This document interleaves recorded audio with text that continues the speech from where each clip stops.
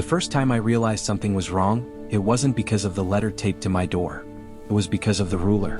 Through the narrow slit of my living room blinds, I watched a grown woman kneel in my front yard at sunset, pressing a metal ruler into my grass as if she were conducting a forensic investigation. She leaned forward with intense concentration, measuring blades one by one, jotting numbers onto a clipboard like a scientist documenting a rare specimen. The street was quiet. Sprinklers clicked in rhythmic arcs across neighboring lawns. Everything looked perfectly suburban, except for her. She wasn't trimming the grass. She wasn't admiring These it. assessments She was are measuring it. necessary. That was the Why moment I now? understood this The wasn't reserve about fund is landscaping. depleted. It was about control. But the story didn't start with the ruler. It started weeks earlier with a neatly folded violation notice taped precisely at eye level on my front door. I had moved into the neighborhood just 4 months prior. The subdivision was marketed as a premier master plan community, complete with symmetrical houses, spotless sidewalks, and lawns that looked like they had been cut with surgical instruments. The homeowners association welcomed me with a thick binder of regulations: paint codes, fence heights, holiday decoration limits, mailbox symmetry rules. It all seemed excessive but harmless. I assumed most of it existed to prevent extremes, not to micromanage daily life. The first violation cited my lawn for exceeding the maximum permitted height of 2 inches. 2 inches. I stepped outside with a tape measure that afternoon, slightly amused. The grass measured just over 2¼ inches in a few spots. It had rained heavily that week. Growth had accelerated. I had already planned to mow on Saturday. Still, the notice demanded correction within 48 hours to avoid fines. I mowed that evening. Problem solved, I thought. A week later, another notice appeared. This time it cited inconsistent edging along public sidewalk boundaries. The wording felt strangely clinical. The letter included a timestamp of inspection and referenced subsection 4.3b of the landscaping guidelines. The tone was not neighborly. It was prosecutorial. I edged the lawn again. Then came the third notice. Grass density irregularities observed in northeast quadrant. Northeast quadrant. I stood in my yard, slowly turning in a circle, trying to determine what part of my entirely ordinary lawn qualified as a quadrant.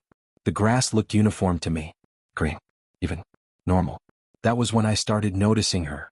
She lived 3 houses down in a corner property with white shutters and decorative stone lions guarding the walkway. She walked the neighborhood every evening with deliberate pace, visor angled downward, clipboard tucked under her arm. Her lawn was impossibly precise, each stripe perfectly aligned. It looked less like a yard and more like a showroom sample. One evening, just before dusk, I saw her pause in front of my house. She didn't knock. She didn't wave. She simply observed. The following morning, another violation notice appeared. It referenced a measurement of 2.3 inches at the curb-facing sector. It included a time, 7:12 p.m. I replayed the previous evening in my mind.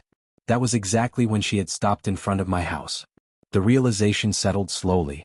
Someone wasn't estimating my grass height. Someone was measuring it. The idea felt absurd at first. What kind of person carries a ruler during evening walks?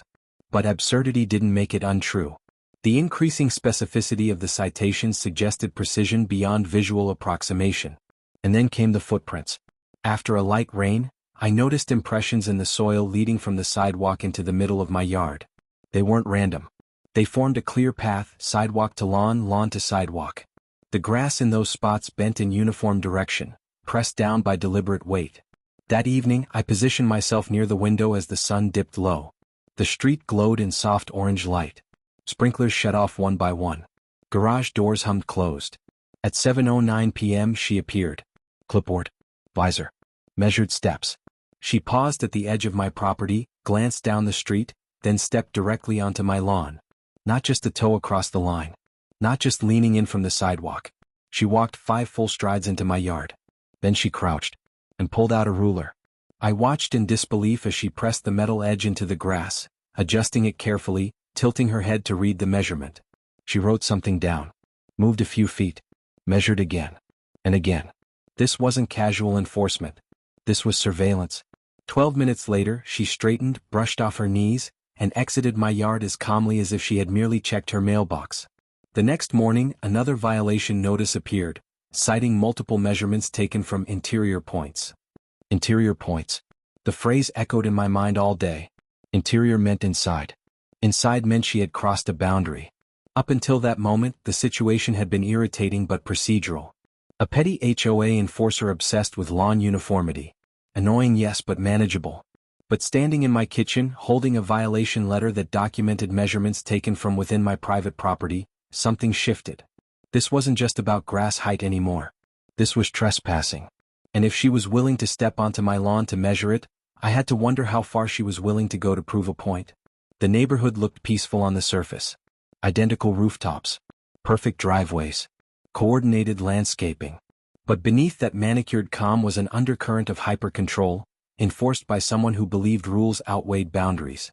That evening I stood in my yard and looked down at the faint outline where sidewalk met grass. A simple, invisible line. On one side, public view. On the other, private property. She had crossed it. And the next time she did, I wouldn't just be watching from behind blinds. I would be recording. What made the situation unsettling wasn't just the ruler. It was the pattern. After that evening, I began noticing how often her silhouette appeared at the edge of my property. Always near dusk. Always with the clipboard. Sometimes she would pause longer than necessary, studying my yard with a stillness that felt less like routine inspection and more like evaluation. I started to feel observed in a way that extended beyond landscaping. The violation notices kept coming. Each one was more detailed than the last. Measurements down to tenths of an inch. References to specific zones of the lawn. Citations of bylaws most residents likely never read beyond the first page.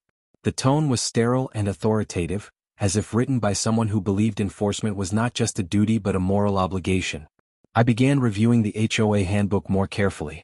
Buried inside its dense language were sections outlining the association's purpose. Maintaining property values, ensuring visual harmony, preserving the aesthetic integrity of the community.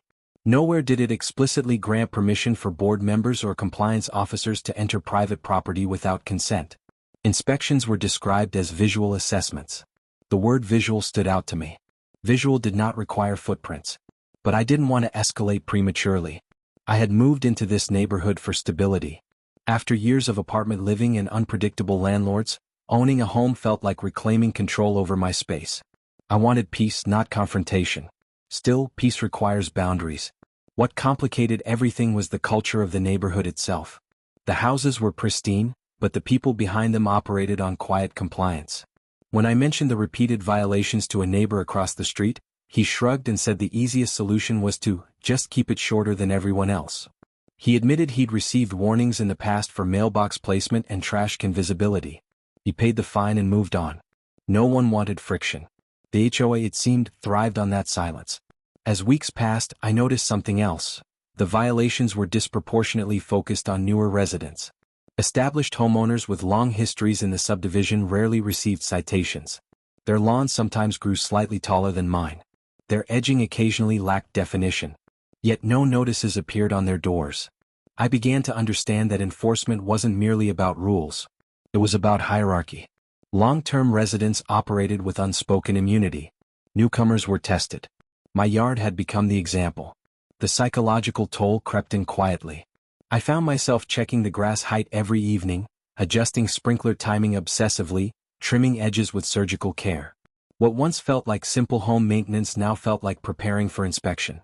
I stopped enjoying the house. Instead of relaxing on weekends, I monitored growth patterns. I watched weather forecasts not for comfort but for compliance. Rain became an inconvenience rather than a blessing.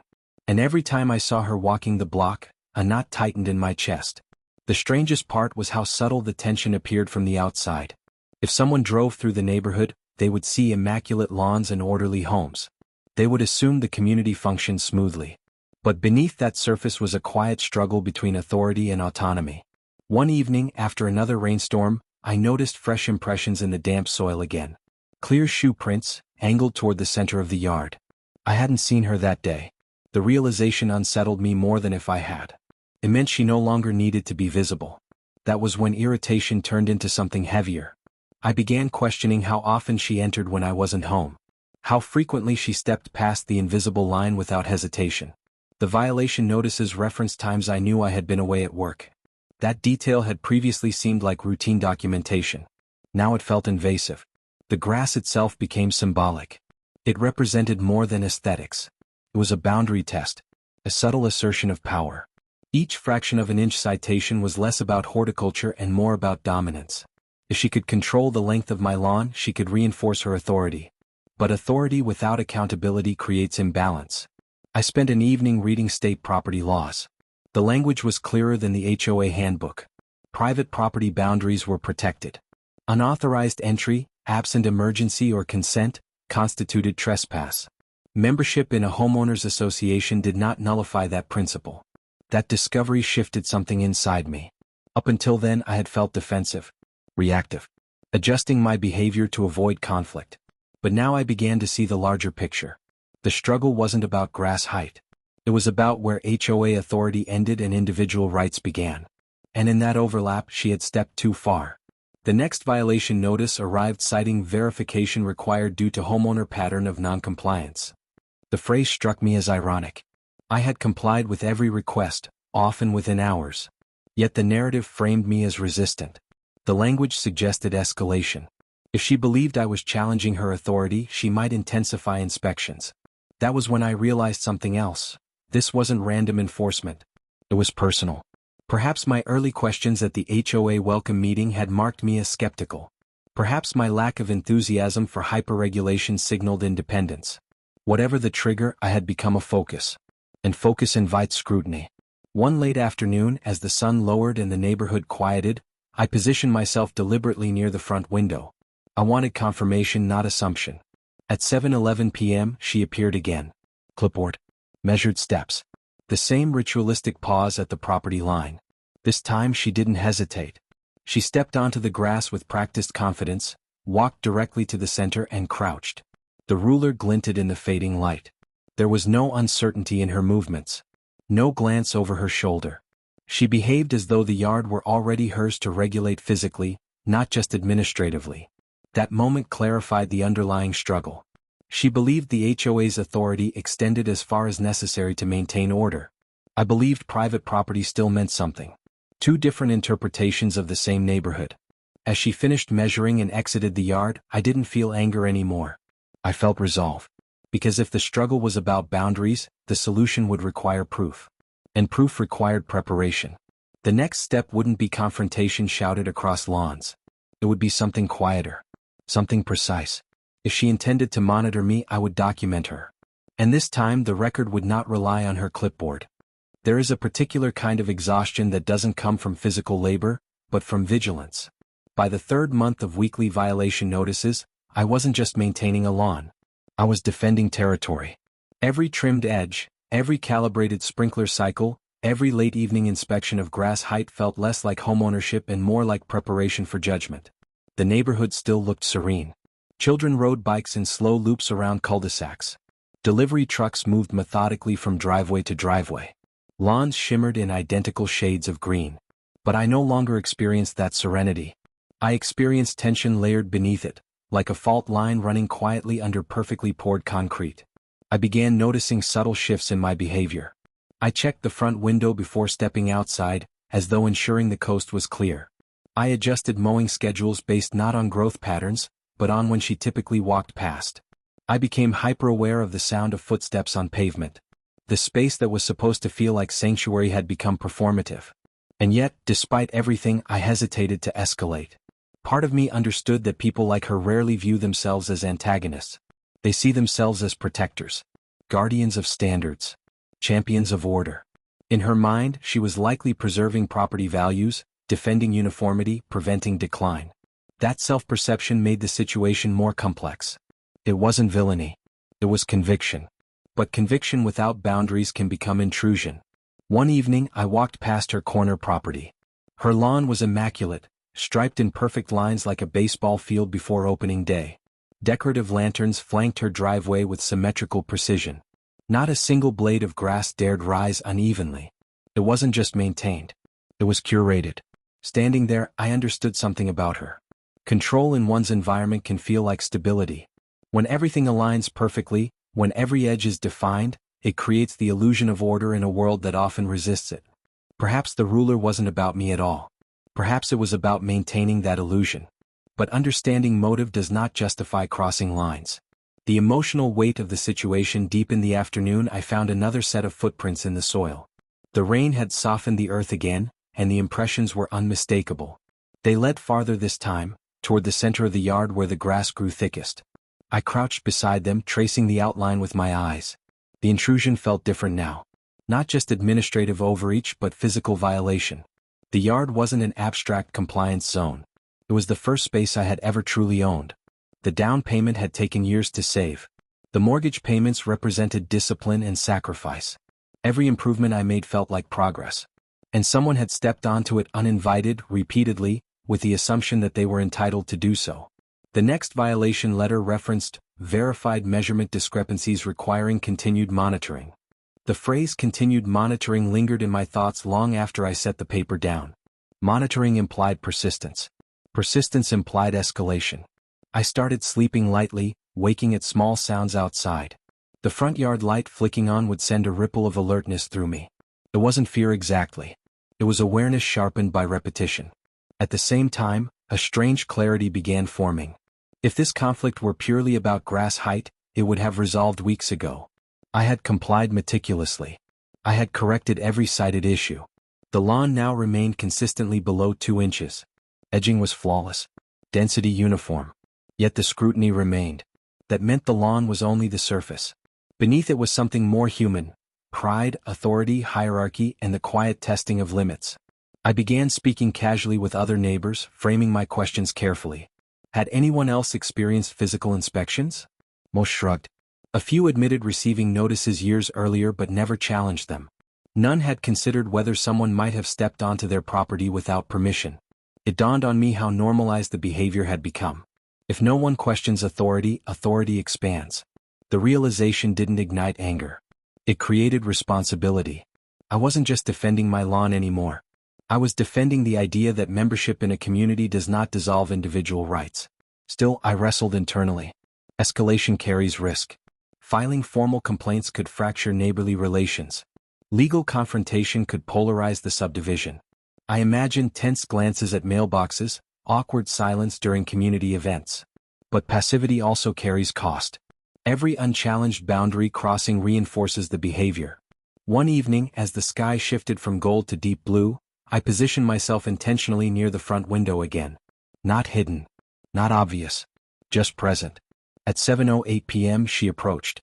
Her pace was steady, posture upright, clipboard tucked against her side. She paused at the edge of the sidewalk, scanning the yard with practiced assessment. Then she stepped forward. The moment her foot crossed onto the grass, something inside me settled. Not with anger. With certainty. There was no hesitation in her movement. No glance toward the house. No awareness of being watched. The ruler emerged again, metallic edge catching the last light of day. She crouched, measured, wrote. In that instant, I felt the emotional bridge fully form, not between her and me but between frustration and action. Between irritation and resolve. I understood her perspective enough to recognize it would not change on its own. People rarely relinquish authority voluntarily, especially when they believe they are justified. Which meant the shift would have to come from structure, not argument. Structure requires evidence. Evidence requires documentation. As she finished her measurements and exited the yard, brushing grass from her knees, I stepped away from the window. The time for silent endurance had ended. This wasn't about revenge. It wasn't about embarrassment or confrontation in the street. It was about restoring equilibrium. About reminding the system that enforcement has limits. That night, I sat at my kitchen table and researched security cameras. Not flashy ones. Not dramatic installations. Something small. Subtle. Comprehensive. If she believed observation granted power, I would test that theory. Because emotional strain, left unresolved, either erodes confidence or strengthens resolve. And mine had just solidified. The next time she crossed that invisible line between sidewalk and lawn, she wouldn't just be measuring grass. She would be creating evidence. And this time, the record wouldn't live on her clipboard. It would live somewhere far more permanent.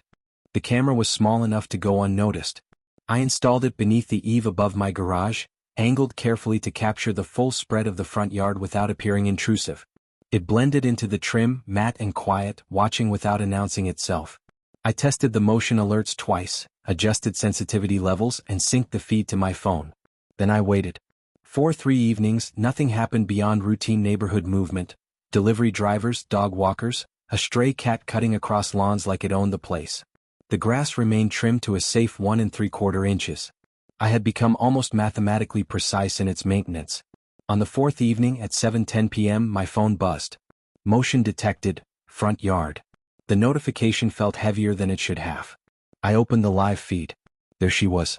Clipboard tucked under her arm, visor angled low, stepping off the sidewalk with the same confident rhythm I had watched from behind blinds weeks earlier. But this time I wasn't squinting through slats of filtered light. This time the camera captured everything in high-definition clarity. She walked 6 deliberate steps into the lawn. She crouched. The ruler appeared. The angle showed the metal pressing between blades, her fingers steady as she adjusted it for precision. She leaned forward, studying the numbers, writing something down. She shifted 2 feet to the left. Measured again. The camera recorded 12 full minutes of uninterrupted trespass. The timestamps were visible. The date stamped clearly in the corner. The footage showed her crossing the boundary line without hesitation. When she finished, she exited the yard as calmly as she had entered.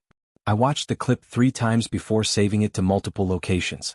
The next morning, another violation notice appeared, referencing verified interior measurements exceeding allowable height in isolated areas. The phrase interior measurements no longer carried ambiguity. Now it carried evidence. The tension that followed was different from before. It was no longer internal or speculative. It was documented and waiting. Instead of responding immediately, I gathered more footage. Over the next 2 weeks, the camera captured 4 additional entries. Each time, the pattern repeated: pause at sidewalk, step onto grass, measure multiple spots, exit. Once, she leaned so far forward that her shoe pressed deep enough into the soil to leave a visible indentation. Every clip strengthened the case. The rising tension wasn't explosive. It was controlled. Structured. Each recording layered quietly on top of the last like bricks forming a foundation. I scheduled the certified letter. With the footage stored securely, I drafted a formal notice addressed to both her and the HOA board. It cited specific dates and times. It referenced state trespassing statutes. It included printed still frames clearly showing her crossing onto private property. The tone was deliberate, calm, factual, restrained. No accusations of malice. No emotional language. Just documentation and law. I mailed it certified with return receipt. The day confirmation of delivery appeared online. Something shifted in the atmosphere of the neighborhood. By evening, word had begun circulating. Suburban communities operate like contained ecosystems. Information travels along hedges and through garage door conversations. The idea that someone had formally challenged the compliance chair introduced a tremor into the otherwise orderly surface. 3 days later, an email arrived from the HOA board announcing that inspection procedure concerns would be addressed at the upcoming monthly meeting. The phrase was intentionally vague. But everyone understood. The meeting drew more attendees than usual. Folding chairs filled the clubhouse room wall to wall. Residents who rarely appeared for routine votes suddenly found interest in governance. She sat at the front beside the board president, posture rigid, clipboard resting neatly on the table. There was no visible sign of uncertainty. If anything, her composure seemed sharpened. The president opened with standard agenda items before transitioning to community compliance practices.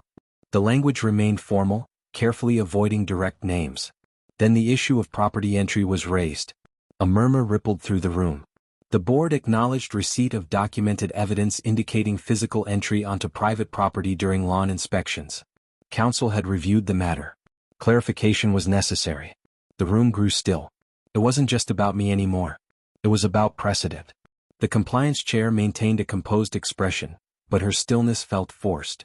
The confidence of unilateral enforcement had been publicly challenged. The board clarified that inspections were intended to be conducted from public vantage points only. Any physical entry without homeowner consent would be prohibited moving forward. The policy would be amended in writing. No direct admission of wrongdoing. No apology. But the shift was undeniable. The challenge had moved from private frustration to public record. After the meeting, conversations spilled into the parking lot. Neighbors who had once shrugged at violation notices now asked questions. Had she entered their yards too?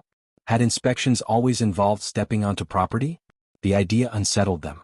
Power, once unquestioned, loses certainty when exposed. Over the following week, no new violation notices appeared on my door. Instead, I noticed something else. At 7:09 p.m. one evening, she walked past my house as usual. She paused at the sidewalk, ruler in hand. For a moment, it seemed she might step forward again. She didn't. She leaned slightly from the pavement, squinting as if estimating height visually. The ruler hovered but never crossed the invisible boundary. The camera recorded the hesitation. That hesitation marked the true turning point. But rising tension rarely resolves neatly. 2 weeks later, a new violation notice appeared, not about grass height, but about unauthorized visible surveillance equipment altering community aesthetics. The attempt was transparent. If enforcement from within the yard was no longer viable, scrutiny would shift elsewhere. The tension climbed again. This was no longer a quiet conflict between two individuals. It had evolved into a structural test. Could the HOA redefine authority when challenged, or would it retaliate under new pretenses? I reviewed the bylaws carefully.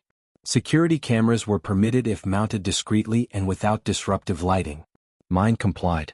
I responded with citations and attached relevant sections of the guidelines. I copied the board president and association counsel. The violation was withdrawn. The public challenge had changed the calculus. Every action now carried potential liability. What began as a ruler pressed into grass had become a referendum on boundaries. And while the lawn still looked perfectly ordinary from the street, the balance of power in the neighborhood had quietly shifted. For the first time since moving in, I no longer felt watched without recourse. Now, if observation occurred, it occurred on both sides of the line.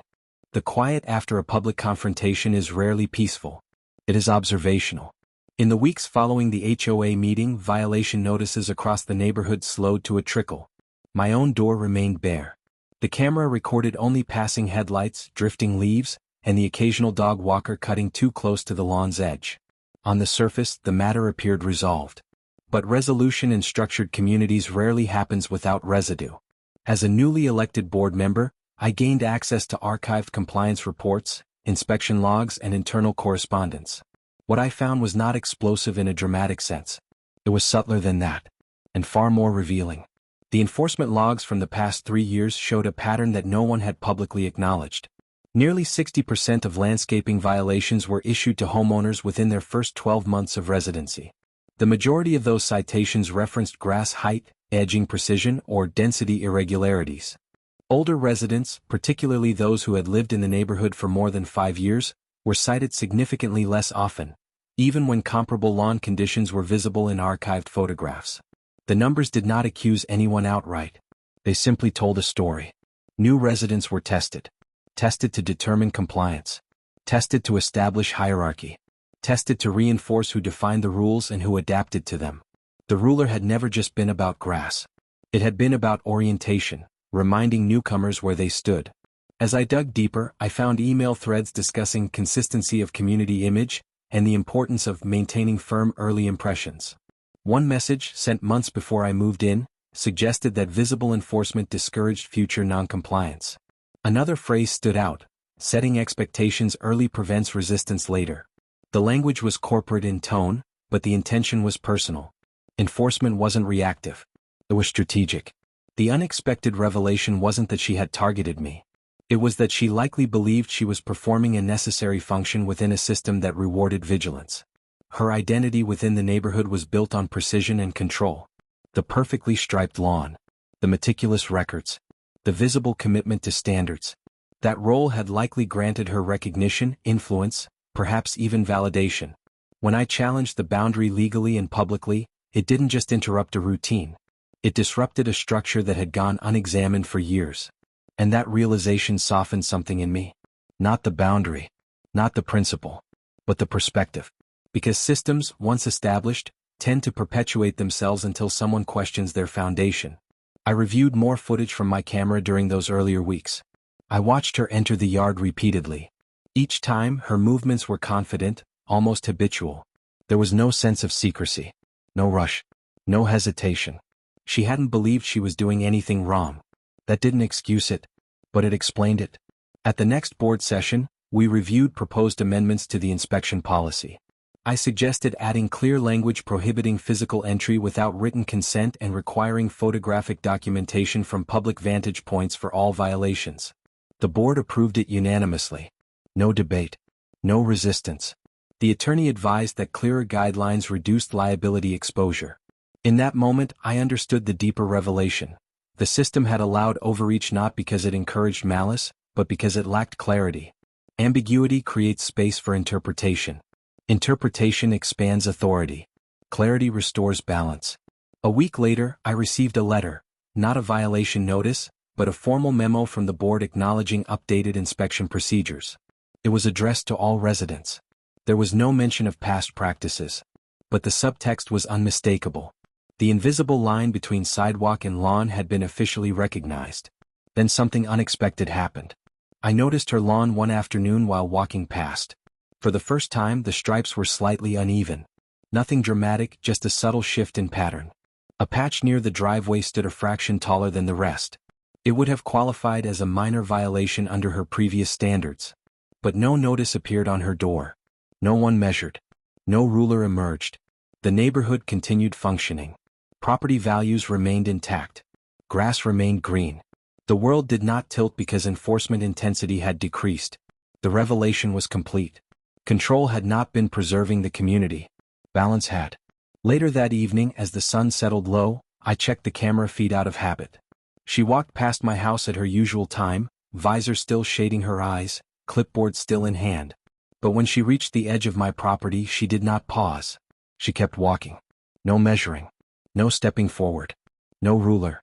For the first time since moving into the neighborhood, I felt something close to ease. The conflict had never required shouting or spectacle. It had required structure, documentation, and the willingness to challenge quietly but firmly. The unexpected truth was this. She had not been the sole problem. Ambiguity had. And once the rules were defined clearly enough to protect everyone, including the HOA itself, the behavior adjusted naturally. The camera remained mounted under the eave, but its purpose had shifted from defense to reassurance. I no longer checked it with tension. I checked it with curiosity. The grass continued growing as grass always does, indifferent to bylaws and subclauses. Rain fell. Sprinklers clicked. Children rode bicycles across driveways. The neighborhood still looked the same. But it felt different. Because the most significant changes are not always visible from the street. Sometimes they exist in the understanding that boundaries, once defended, reshape entire systems. And once a ruler loses its authority to cross a line, it becomes just a measuring tool again. By the time summer settled fully over the neighborhood, the grass had stopped being the center of my thoughts. It still grew. It still required mowing every 5 or 6 days. But it no longer felt like evidence waiting to be collected. It no longer felt like a test I was being graded on. It was simply grass again, ordinary, predictable, alive. The HOA's revised inspection policy was distributed in print and email. The language was unambiguous. All compliance checks must be conducted from public areas unless written homeowner consent is obtained. Photographic documentation was required for every citation. Timestamps were mandatory. Any physical entry without authorization would constitute a violation of association procedure. The change was procedural on paper. But culturally it was transformative. Violation notices across the subdivision dropped sharply. When they did appear, they were clear, supported by sidewalk-level photographs, and free from speculative language. The tone softened. The assumption of guilt dissolved into objective observation. Residents began attending meetings more regularly. Not in anger but in engagement. Questions were asked. Policies were reviewed. Transparency replaced quiet compliance. What surprised me most was how quickly the tension evaporated once boundaries were clarified. There had been no dramatic confrontation, no shouting match in the street, no viral spectacle.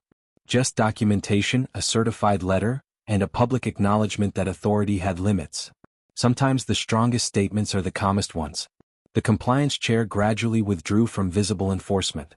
She still lived 3 houses down. She still walked in the evenings. The visor remained. The clipboard eventually disappeared. One afternoon, I saw her kneeling in her own yard, not with a ruler but with gardening gloves, replanting a small patch near her walkway. The precision was still there, but it seemed less rigid, more personal. The lawn stripes were no longer exhibition-level perfect. They were simply maintained. I wondered if the shift felt as significant to her as it had to me. Perhaps she had believed structure required strict oversight. Perhaps she had carried that belief for years without challenge. Perhaps my certified letter had felt less like accountability and more like betrayal. Or perhaps it had simply forced a recalibration. The truth was, I no longer needed to define her role in the story.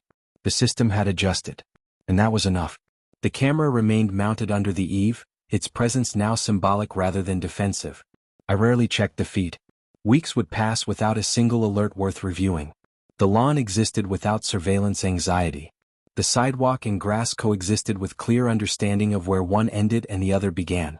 One evening, nearly a year after the first violation notice appeared, I stood at the edge of my yard at sunset. The line between public and private property was invisible, yet unmistakable. It wasn't painted or fenced. It was understood. That understanding had cost nothing more than resolve. Looking back, the conflict had never truly been about grass height. It had been about the quiet expansion of unchecked authority. It had been about how easily small overreaches become normalized when no one questions them. It had been about how fear of disruption keeps communities silent. And it had been about how documentation changes everything.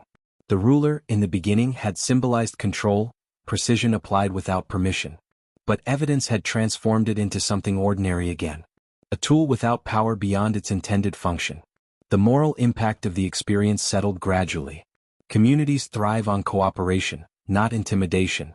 Rules protect harmony but only when they respect autonomy. Authority, when left undefined, drifts toward overreach. But when boundaries are calmly reinforced, systems adapt. I never raised my voice. I never retaliated publicly. I simply drew attention to a line that should have been obvious all along. Months later, during an annual meeting, property values were discussed. The numbers had risen modestly. Landscaping standards remained high. No visible decline had followed the procedural changes. The neighborhood still looked immaculate from the street. Order had not required intrusion. As residents filtered out of the clubhouse that evening, conversations were lighter than they had been the year before. There was less whispering about violations, fewer jokes about being measured. The culture had shifted from enforcement to expectation. And expectation, unlike surveillance, invites voluntary participation. On my walk home, I passed her property again. The stone lion still guarded her walkway. The grass was evenly trimmed, though not obsessively so. She stood near her mailbox sorting letters. For a brief moment our eyes met. There was no hostility, no tension, just acknowledgement. Not of victory or defeat, but of equilibrium restored. When I reached my own driveway, I paused before stepping onto the lawn. The air was warm, carrying the scent of fresh-cut grass from somewhere down the block. The sprinkler system clicked on in the distance. A child laughed as a bicycle wheel spun against pavement. The neighborhood felt like what it had been advertised as from the beginning: orderly, calm, balanced. Not because no one enforced rules, but because those rules now respected boundaries. The first violation notice had tried to define me as non-compliant. The ruler had tried to define my property as inspectable territory. The camera had redefined the narrative. And the certified letter had redrawn the line. In the end, the most important measurement wasn't 2 inches of grass. It was the distance between authority and overreach. And once that distance was restored, everything else fell back into place.